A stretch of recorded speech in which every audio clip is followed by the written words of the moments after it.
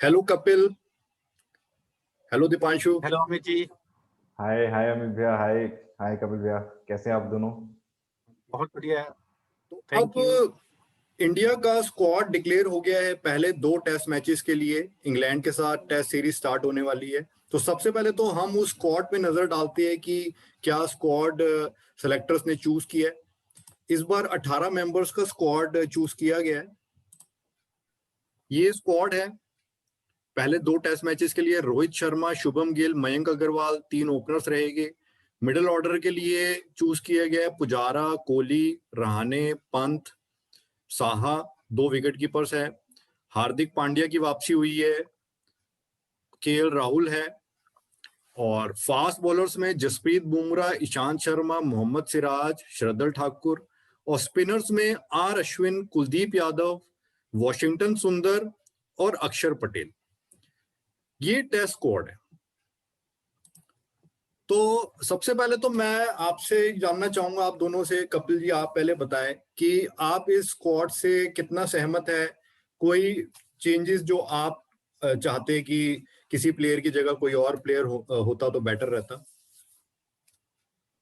चेतन शर्मा जी ने as chief selector almost सारे players include कर ही लिए हैं जो हम देखना चाहते थे, लेकिन खास तौर पे देखा जाए क्योंकि हम अब होम सॉइल पे खेल रहे हैं, तो मैं युजवेंद्र चहल जो हमारे लेग स्पिनर हैं, लीडिंग लेग स्पिनर हैं आज की तारीख में, चाहे वनडे या T20 की बात की जाए, तो मैं उन्हें स्क्वाड में जरूर देखना चाहता था।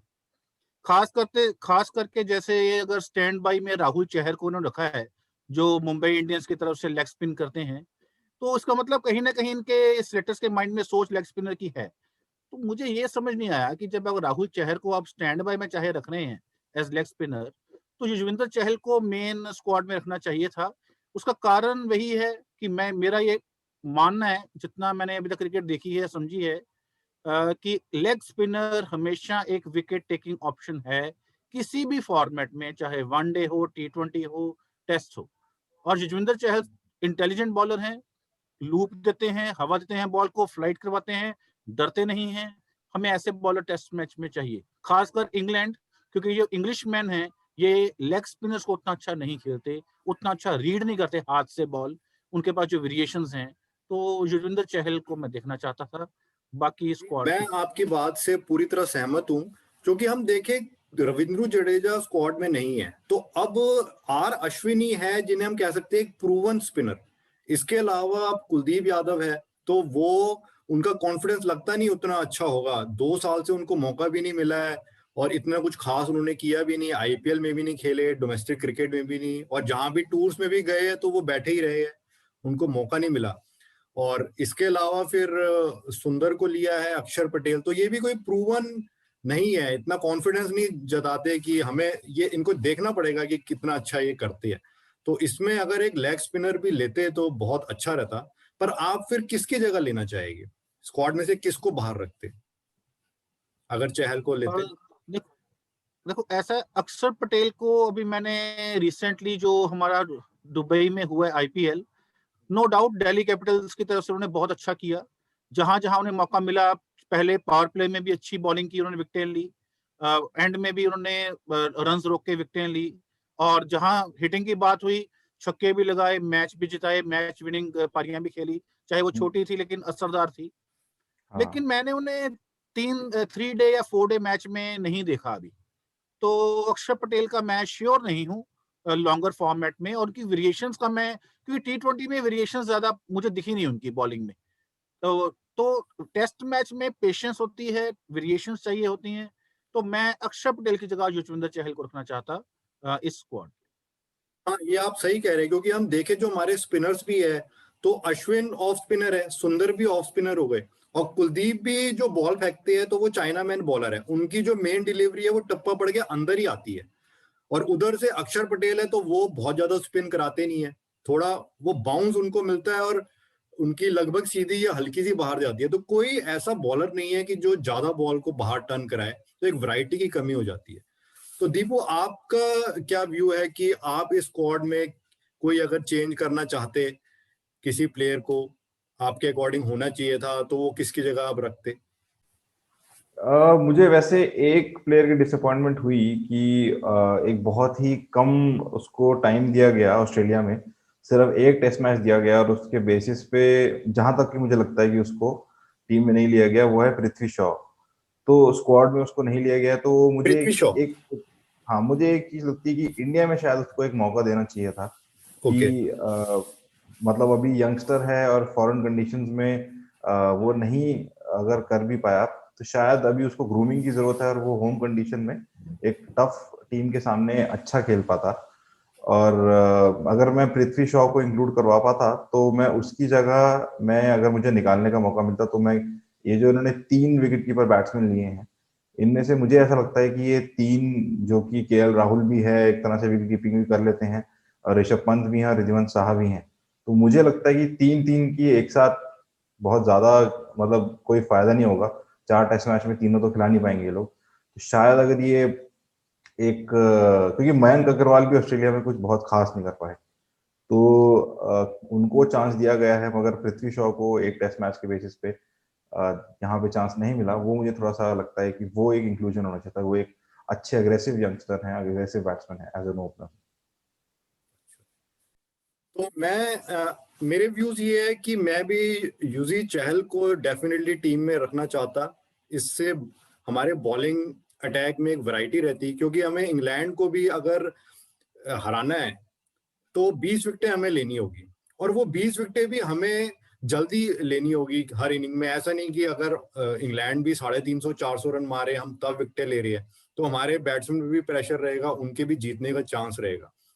तो कोशिश ये होनी चाहिए कि हम उनको 250-300 के अंदर ही हर बार आउट कर ले। तो उसके लिए बॉलिंग अटैक, खासतौर से स्पिन अटैक हमारा स्ट्रांग होता, चहल को हम रखते तो बेटर रहता। और मैं चहल को लेता हार्दिक पांड्या की जगह। हार्दिक पांड्या को मैं टेस्ट टीम में रखने के फेवर में नहीं हूं। वो इसलिए क्योंकि उनका जो हमने देखा है फिटनेस लेवल, तो वो उनका भरोसा नहीं कि उनसे अगर लगातार बॉलिंग करवाए, टेस्ट मैचेस में बॉलिंग कराते हैं, तो वो इंजर्ड हो सकते हैं। और वो वनडे टीम और T20 का बहुत इंपॉर्टेंट हिस्सा है। इसके बाद वो आईपीएल भी पूरा खेलेंगे, फिर T20 वर्ल्ड कप भी होना है। तो मेरे ख्याल से उनको अगर एक प्रिजर्व करके रखा जाए, कंजर्व करके रखे सिर्फ T20 वनडे के लिए, तो वो इंडिया के लिए अच्छा रहेगा। और टेस्ट मैच में वो इतने इंपॉर्टेंट मुझे प्लेयर नहीं नजर आ रहे, उनकी जगह और प्लेयर्स आराम से फिट हो सकते हैं। तो मैं ये मेरा भी पांड्या को क्वेश्चन था। बाहर रख के चहल को इंक्लूड करना चाहता। मेरा भी ये क्वेश्चन था कि पांड्या को क्यों टेस्ट टीम के अंदर खिलाया जाता है, क्योंकि आई थिंक वो इस तरह के बॉलर नहीं है जो फुल डे बॉलिंग कर सकें। और मतलब अगर उनसे 8-10 ओवर भी करवाए और उनको फटीग हो गया और वो आगे नहीं खेल पाए, तो वो भी एक कंसर्न होगा इंडियन टीम के लिए कि बहुत ऐसे ऐसे बॉलर्स हैं जो कि फुल डे बॉलिंग कर सकते हैं। और पांड्या मुझे लगता है कि टेस्ट के हिसाब से, जैसे आपने कहा, बिल्कुल सही कहा, कि वो इतने इफेक्टिव प्लेयर नहीं साबित होंगे। हाँ, ये मेरे भी कहना था कि वो क्योंकि लंबे स्पेल्स वो डालते नहीं है। और अगर लंबे स्पेल्स वो डाले भी, अगर वो मान लीजिए दिन में हम चाहे उनसे 15 ओवर वो डाले, तो उसमें खतरा रहता है कि कुछ उनको इंजरी रीओ करना हो जाए। तो उसमें हाँ। जो उनकी इतनी यूजफुलनेस है वनडे में और T20 में, वहां पे हम उनको मिस करेंगे। तो उनको कंजर्व करना जरूरी है, और टेस्ट मैच में ना ही खिलाए तो बेटर रहेगा। तो राइट। अब मैं आपसे ये जानना चाहूंगा कि जो पहला टेस्ट मैच है, इसमें आप इंडिया की क्या प्लेइंग 11 खिलाना चाहेंगे अगर आपके हाथ में हो? तो सबसे पहले कपिल जी आप बताएं, आपकी क्या प्लेइंग 11 होगी इंडिया की पहले टेस्ट मैच के लिए? तो प्लेइंग 11 हो गया मेरी जी। तो एक बार हम स्क्रीन पे आपकी प्लेइंग 11 देख लेते हैं। ये आपकी प्लेइंग 11 है। इस पे बस ये है, नंबर 7 पे हार्दिक पांड्या है, अक्षर पटेल, सुंदर हाँ दोनों नहीं, और बाकी हाँ, आपकी मैं ये प्लेइंग 11 है। तो बिल्कुल बिल्कुल। और एक दिन पहले मैं देखूंगा फिर भी पिच को, क्योंकि मैं अभी चाहता हूं इंडिया सपोर्टिंग विकेट बनाए। ये वो मैं नहीं चाहता कि स्पिन फ्रेंडली विकेट बना दे जहां पहले दिन ही बॉल घूमनी शुरू हो जाए। वो मैं नहीं चाहता, क्योंकि इंडिया की टीम में अब सब कुछ है, अब हम स्पिनर्स पे डिपेंडेंट नहीं है। तो स्पोर्टिंग विकेट बनाएंगे, इसलिए मैं पांड्या को देखना चाहता हूं। अगर कहीं ये चेन्नई की, I think M A Chidambaram stadium में मैच होगा चेन्नई में, तो अगर वहां की पिक्चर पहले दिन ही पता चल जाएगा कि अगर पिच बिल्कुल स्पार्ट है और स्पिन को मदद करेगी, फिर हो सकता है कि शायद मैं इसके साथ स्पिनर के साथ जाऊं वॉशिंगटन सुंदर के साथ उस केस में। लेकिन अगर स्पोर्टिंग विकेट है तो 7वें नंबर पे हार्दिक पांड्या होंगे, बाकी टीम मेरी यही है। ठीक है, तो अब हम दीपू आपसे भी राय लेते हैं, आपकी क्या प्लेइंग 11 होगी? आपने भेजी थी पहले, मैं वही स्क्रीन हाँ, पे दिखाता हूँ। अच्छी टीम लगी मुझे, कपिल भैया की भी टीम बहुत अच्छी लगी, काफी बैलेंस टीम लगी मुझे। आपने मुझे अपनी ये टीम भेजी थी कि आप ये चाहते हैं पहले टेस्ट मैच में, इसके बारे में आप हाँ, बताएंगे कि ऐसे क्यों चाहते हैं? रोहित शर्मा तो are you as sure usual यही टीम चाहते हैं या अभी भी आप चाहे तो थोड़ा चेंज कर सकते हैं? नहीं, टीम अच्छा, यही चाहता हूँ। तो रोहित शर्मा के बारे में तो जैसे कपिल भैया ने बताया वही सेम मेरा भी ओपिनियन है कि आप मतलब टेस्ट थोड़ा में सा उनको आप तेज वाइड, बोलिए। जैसा कि कपिल भैया ने बताया रोहित शर्मा के बारे में, तो कि वो एक सिर्फ वाइट बॉल प्लेयर नहीं उनको ट्रीट करना चाहिए, उनको एक बिल्कुल टेस्ट मैच के भी एक बहुत अच्छे बैट्समैन बन सकते हैं। तो रोहित शर्मा ने आने के बाद ऑस्ट्रेलिया में हालांकि बहुत ज्यादा 2 टेस्ट मैचेस में उनको मौका मिला, तो बहुत ज्यादा उन्होंने डिफरेंस नहीं दिखाया, but I am sure India के अंदर तो उनके पिचेस, इंडिया के पिचेस में वो अच्छा खेलते हैं। शुभमन गिल एज यूजुअल हम जानते हैं कि एक बहुत ही प्रॉमिसिंग टैलेंट है, और ये इन्होंने ऑस्ट्रेलिया में ही दिखा दिया कि क्या कर सकते हैं। और चेतेश्वर पुजारा तो एज यूजुअल जो वॉल हैं, जो एक कन्वेंशनल टेस्ट प्लेयर हैं, ये तो एक मस्ट हैं टीम में। और फिर विराट कोहली तो कैप्टन है, तो ये वर्ल्ड के बेस्ट बैट्समैन है, और इनकी तो इंडिया में सबसे ज्यादा जरूरत है खासकर। और अजिंक्य रहाणे तो इस वक्त मैं कहूंगा अनटचेबल हैं, अजिंक्य रहाणे तो टीम में रहेंगे ही रहेंगे, मतलब उनका तो अब इस वक्त। और केएल राहुल मेरी चॉइस इसलिए है विकेट कीपर में ये क्योंकि आपने एक थोड़ा काफी डिफरेंट चॉइस दी, आपने केएल राहुल को विकेट कीपर आप चाहते हैं कि टेस्ट मैच में मौका मिले। हाँ, क्योंकि मुझे ऐसा फील होता है कि मैंने जो ऑब्जर्व करा है, केएल राहुल की ओवरऑल जो इंडिया के अंदर परफॉर्मेंस है वो बहुत अच्छी रहती है। और एक जो चीज है कि उनकी कीपिंग भी मुझे लगता है रिलेटिवली थोड़ी मतलब एट पार, या थोड़ी मुझे उनसे बेटर लगती है। रिद्धिमान साहा तो अब इस वक्त मैं पिक्चर में नहीं कहूंगा, बट ऋषभ पंत ही इनके कंपेटिटर मुझे दिखते हैं। तो मुझे रिलेटिवली थोड़े से ज्यादा स्टेबल बैट्समैन लगते हैं केएल राहुल की पर ऋषभ अपनी पंत जो इनिंग्स। ऑस्ट्रेलिया में जिता के आए हैं, 2 टेस्ट मैचेस में उन्होंने 90 रन की पारी खेली है, तो ऐसे में आप उनको एकदम से बाहर रखने के लिए कह रहे हैं, तो थोड़ा सा उनके फैंस को हाँ, अच्छा एक्चुअली नहीं लगेगा। केएल राहुल केएल क्योंकि राहुल उनके को थोड़ा फैंस तो सा अब उन्हें वनडे और T20 में भी लाने की बात कह रहे हैं, और आप केएल राहुल को टेस्ट मैच में लाने की बात कर रही है उनको हटा के। एक्चुअली केएल राहुल को थोड़ा सा ऑर्डर में भी ऊपर नीचे भी खिलाया जा सकता है। ऋषभ पंत के लिए मेनली एक जो स्पॉट है, या तो वो 5th या 6th स्पॉट पे आएंगे। केएल राहुल से मुझे लगता है शायद अगर कभी किसी मैच में नीड हुई तो, या इस मैच में अगर नीड हुई तो अर्ली डाउन दी ऑर्डर भी भेज सकते हैं। और आर अश्विन तो एज यूजुअल इस वक्त बहुत मतलब इंडिया के नंबर 1 स्पिनर हैं। इंडिया के अंदर इन्होंने सबसे स्पिन का पूरा कमान संभाली हुई है। कुलदीप यादव भी एक ऑप्शन है मेरा। जो एक चेंज जो मैंने टीम में, बुमराह ऑब्वियसली रहेंगे ही, वो तो अब वापस आएंगे।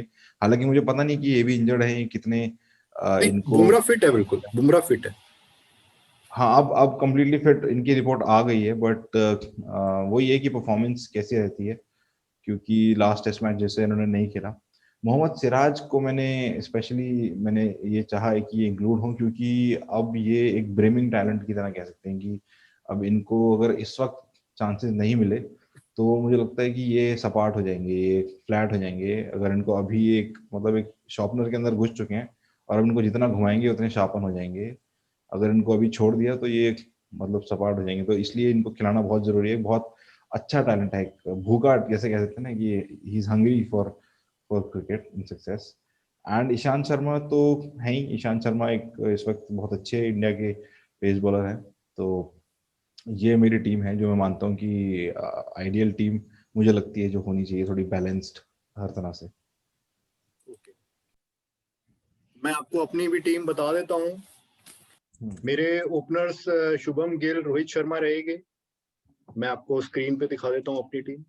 और फिर ऑफ कोर्स चेतेश्वर पुजारा, चौथे पे विराट कोहली, 5वें पे रहाणे, 6ठे पे ऋषभ पंत, मैं 7वें पे अक्षर पटेल को खिलाना चाहूंगा पहले टेस्ट मैच में, क्योंकि ऑफ कोर्स वो स्पिनिंग ट्रैक ही रहेगा और मैं 3 स्पिनर्स के साथ जाना चाहूंगा और थर्ड स्पिनर के तौर पे सुंदर की जगह मैं अक्षर पटेल को मौका देना चाहूंगा, क्योंकि मुझे लगता है इससे बॉलिंग अटैक में वैरायटी ज्यादा रहेगी। बैटिंग दोनों कर लेते हैं, सुंदर भी अक्षर पटेल भी, बट क्योंकि अश्विन और सुंदर दोनों ऑफ स्पिनर है, तो अगर अक्षर पटेल को खिलाए तो थोड़ा बॉलिंग में वैरायटी ज्यादा रहेगी, तो ये बेटर रहेगा। 8वें पे अश्विन, 9वें पे कुलदीप यादव, 10वें पे जसप्रीत बुमराह और 11वें पे ईशांत शर्मा। ये मेरी प्लेइंग 11 मैं रखना चाहूंगा पहले टेस्ट मैच में। तो कपिल जी, और कोई आप सवाल करना चाहेंगे? कोई बात? मेरी टीम आपको ठीक लगी? बहुत बढ़िया, बहुत बैलेंस टीम है आपकी, ऑलमोस्ट सेम ही है, लेकिन हाँ मुझे आपकी बात सही लगी। पॉइंट में थोड़ा बस चेंज है 7वें नंबर पे। अक्षर पटेल, हाँ अक्षर पटेल का ठीक है आपकी बात, क्योंकि वो लेफ्ट आर्म है।